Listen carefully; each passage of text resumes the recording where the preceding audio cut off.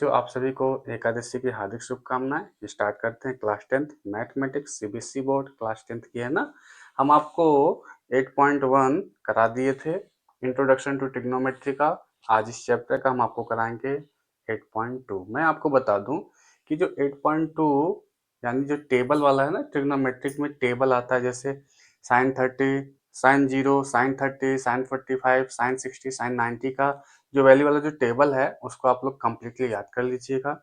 चाहे CBSE board हो चाहे यूपी बोर्ड हो, इस टेबल से क्वेश्चन आने तय हैं 100%।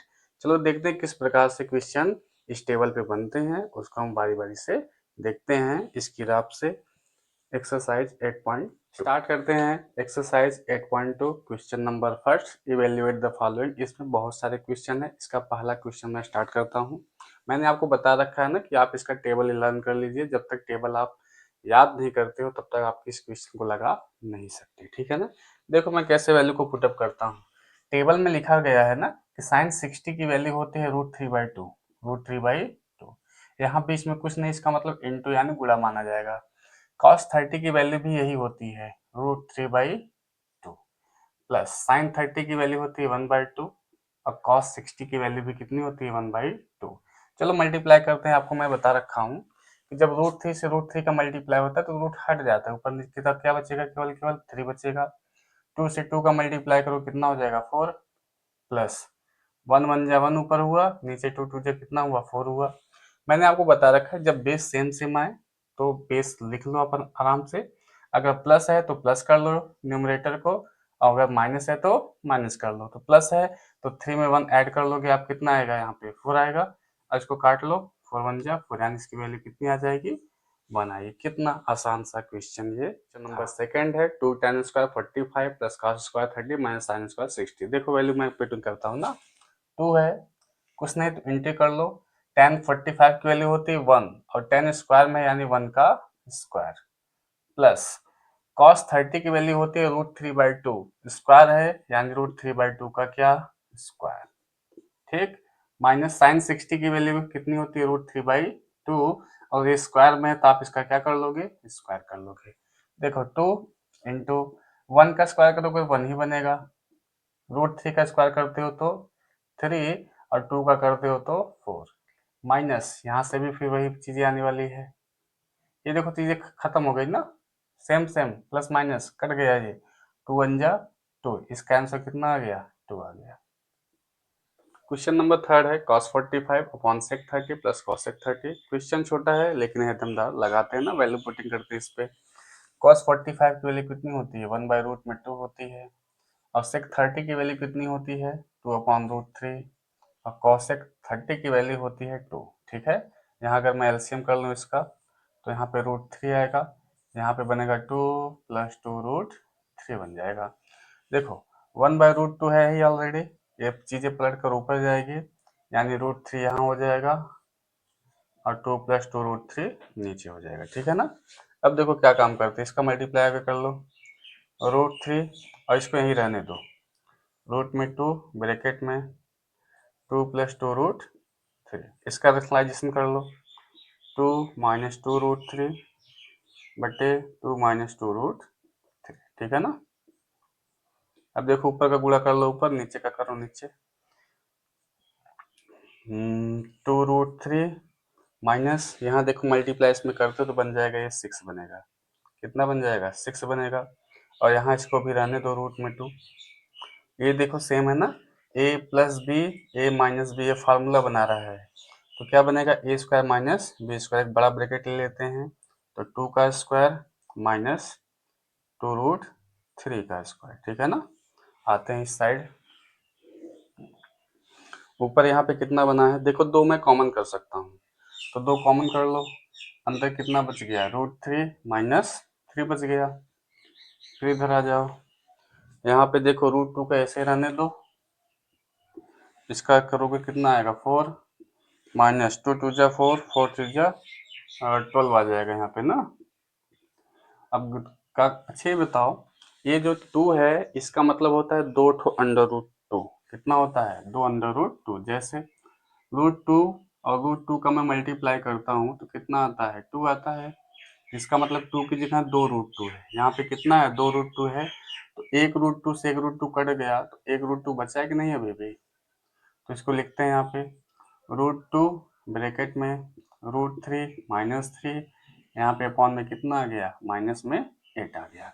इसका मल्टीप्लाई अंदर कर दो तो ये बना रूट में 6 माइनस ये हुआ यहाँ पे 3√2 अपॉन में -8। माइनस उठा के ऊपर कर दो, माइनस रूट में 6 -3√2 अपॉन में कितना है, 8 है। माइनस का मल्टीप्लाई अंदर कर देते हैं ना, तो बन जाएगा कितना, -√6 और प्लस 3√2 अपॉन में 8। एक काम करते हैं कि प्लस वाला पहले लिखते हैं, माइनस वाला बाद में लिख देते हैं, दिखने में अच्छा लगेगा। तो 3√2 माइनस रूट में 6 अपॉन में 8, ये आंसर आपका आ गया। ठीक है। क्वेश्चन नंबर 4 है sin 30 plus tan 45 minus cos 60 upon sec 30 plus cos 60 plus cot 45। Value put करते हैं, क्वेश्चन को सॉल्व करते हैं। sin 60 की वैल्यू क्या होती है, 1/2, tan 45 की वैल्यू 1 माइनस cos 60 यानी sin 60 √3/2 तो 2/√3 अपॉन sec 30 यानी cos 30 √3/2 तो 2/√3। ठीक है। और cos 60 की वैल्यू कितनी होती है, 1/2 और प्लस cot 45 की वैल्यू 1 होती है। एलसीएम लेते हैं, यहाँ पे कितना आएगा, 2√2 आ जाएगा, 2√3 हो जाएगा।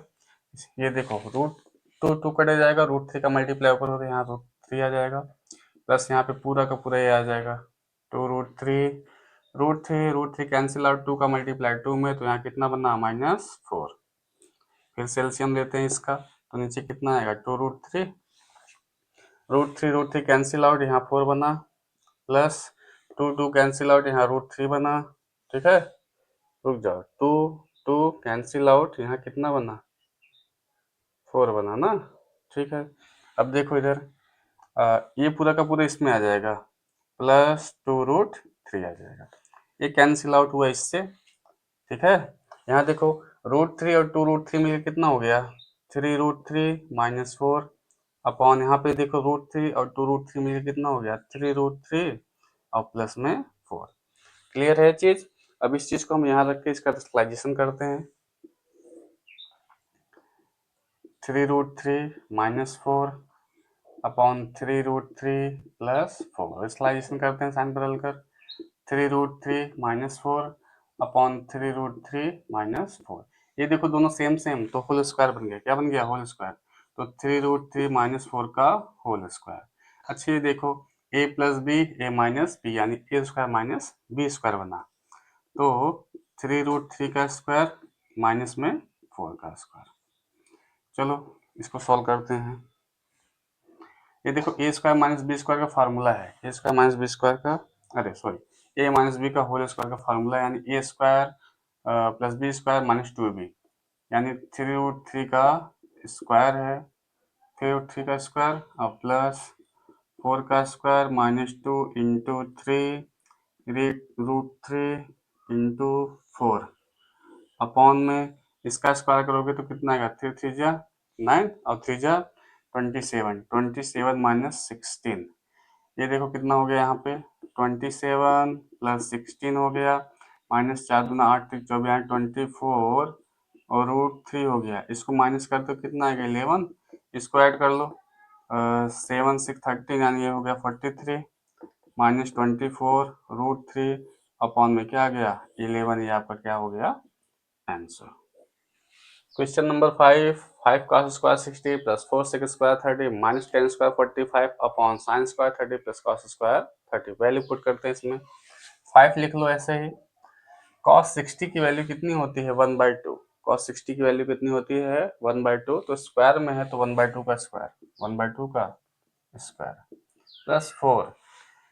cos 30 की वैल्यू होती है √3/2, तो ये सेक है तो अपॉन में कर लोगे आप, यानी 2/√3 का स्क्वायर माइनस tan 45 की वैल्यू होती है 1, तो यहाँ पे क्या करोगे 1 का स्क्वायर, क्योंकि स्क्वायर में है सब। sin 30 की वैल्यू होती है 1/2, तो स्क्वायर कर लो 1/2 का स्क्वायर, प्लस cos 30 की वैल्यू होती है √3/2, तो √3/2 का स्क्वायर। ठीक है, वैल्यू हमने पुट कर दिया, अब इसको सॉल्व करते हैं। 5 हो गया इंटू 1/4 प्लस 4 इंटू 4/3 हो गया -1 हो गया। यहाँ पे कितना हो गया 1/4 हो गया प्लस 3/4 हो गया, ठीक है ना। ये मल्टीप्लाई कर लो। 5/4 हो गया प्लस 4×4 = 16/3 हो गया माइनस में 1 हो गया। ये देखो इसका एलसीएम कर लेते हैं ना। एलसीएम आप करोगे तो यहाँ 4 आएगा और फिर यहाँ पे क्या बनेगा 4 बन जाएगा। क्या बन जाएगा 4 बन जाएगा। और ये देखो 4 से 4 कट गया ना तो 1 हो गया। इसका कोई मतलब यहाँ पे नहीं है। आगे इधर साइड लगाता हूँ। यहाँ देखो 5/4 है ना, 5/4 बचा है और प्लस 16/3 है माइनस में 1 है। यही सॉल्व करना है। एलसीएम लेते हैं कितना 12 आ जाएगा। तो यहाँ पे 4 3 जा 3 5 जा 15 हो गया, 3 4 जा यहाँ 64 हो गया,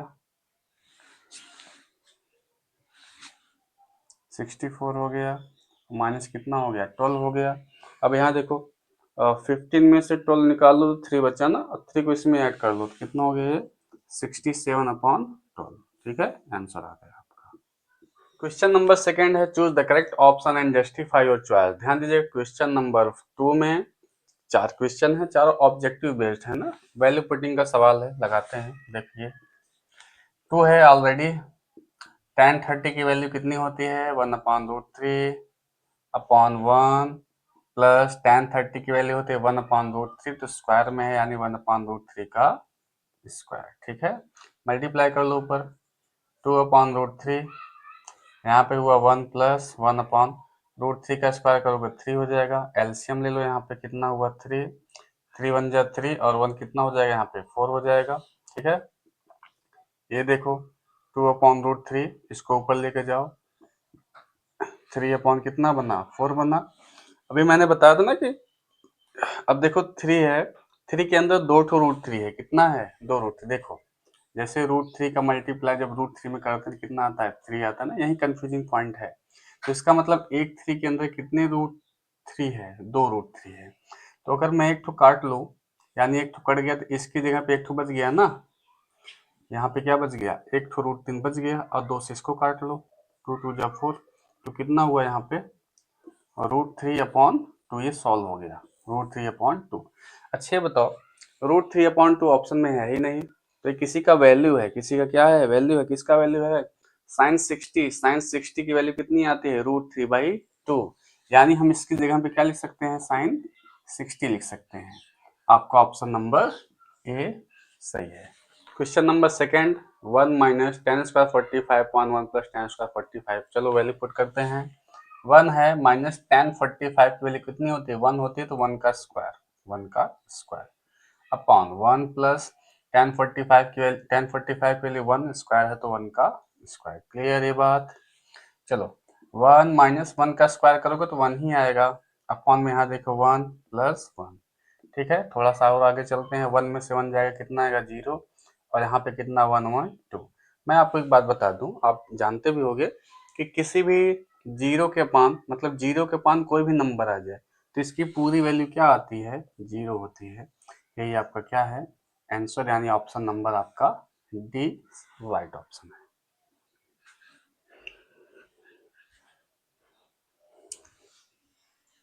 क्वेश्चन नंबर थर्ड है कि sin 2a है इक्वल टू है 2 sin a is true when angle a। मतलब a की जगह पे मैं क्या रख दूं ताकि ये क्या हो जाए सत्य हो जाए।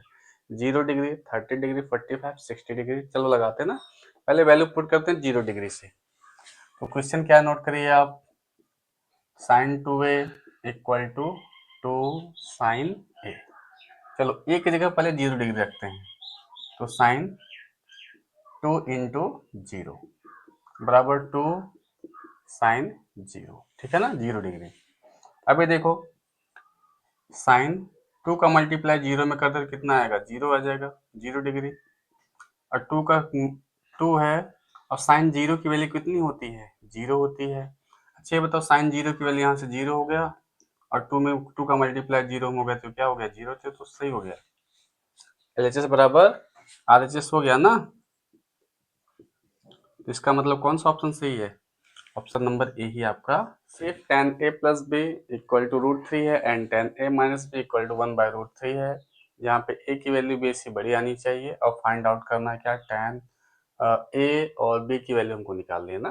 तो चलो देखते हैं, tan A plus B equal to कितना है, यहाँ पे √3 है और यहाँ पे कितना है, tan A minus B equal to 1/√3 है। ये बताइए आप, tan ए प्लस बी, इसकी जगह मैं लिख सकता हूँ ना कि tan 60, ये तो tan 60 की वैल्यू है। फिर यहाँ आइए आप, tan ए माइनस बी, इसको मैं क्या लिख सकता हूँ, tan 30 की वैल्यू ये है। अब यहाँ से देखो tan tan cancel out, tan tan cancel out, क्या बन गया, ए प्लस बी इक्वल टू 60, इसको मैं इक्वेशन नंबर फर्स्ट मान ले रहा हूँ। अब ये यहाँ से क्या बन गया, ए minus B equal two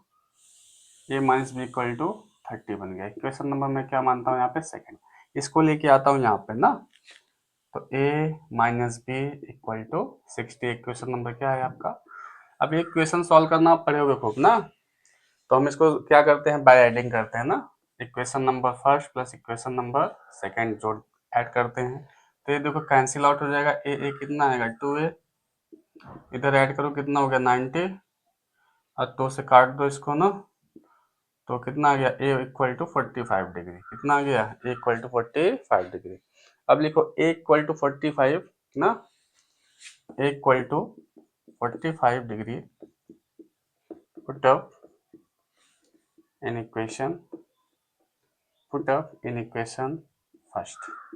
equation first क्या है, A plus B equal to 60 degree है, ए की जगह क्या रखना है आपको 45 प्लस बी इक्वल टू 60, तो b इक्वल टू कितना आएगा 60 माइनस 45, इसको सब्ट्रैक्ट कर लीजिए, तो b इक्वल टू कितना आ जाएगा 15 डिग्री। कितना आसान सा सवाल था, ठीक है ना, निपटा दिए देवी।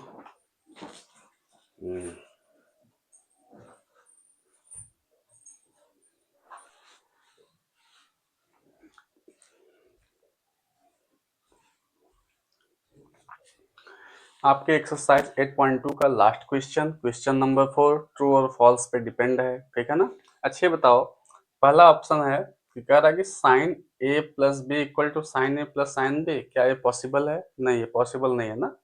ध्यान दीजिएगा, साइन है ब्रैकेट में ए प्लस बी बराबर sign A plus sine B नहीं हो सकता। आप इंटरमीडिएट में जाओगे ना, तो साइन ए प्लस बी का एक अलग फार्मूला आपको पढ़ने को मिलेगा। आगे देखते हैं ऑप्शन क्वेश्चन सेकंड पे, the value of sine theta, यानी जो साइन थीटा का जो वैल्यू है इंक्रीजेज, जो इंक्रीज करेगा एज थीटा इंक्रीजेज, जब थीटा को बढ़ाया जाए, क्या पॉसिबल है, हाँ। तो ध्यान दीजिएगा कि जब साइन थीटा की जो वैल्यू इंक्रीज करते हैं, तो साइन की वैल्यू थीटा की वैल्यू जब इंक्रीज करेंगे तो साइन थीटा की वैल्यू भी क्या होगी, इंक्रीज होगी। जैसे साइन 0 की वैल्यू 0 हो गया और साइन 30 का 1/2 हो गया। अब साइन 45 का 1/√2 बढ़ रहा है, साइन 60 का √3/2 ये भी इंक्रीज हुआ। अब साइन 90 का जाके कितना हो जाता है, 1 हो जाता है, इंक्रीज होता है ना। और वहीं पे कॉस थीटा की वैल्यू क्या होती है, डिक्रीज होती है। तो यानी क्वेश्चन थर्ड पे है, the value of cos theta increases, यानी कॉस थीटा की वैल्यू इंक्रीज होगी कब, जब थीटा को इंक्रीज किया जाए, नहीं फॉल्स है ना।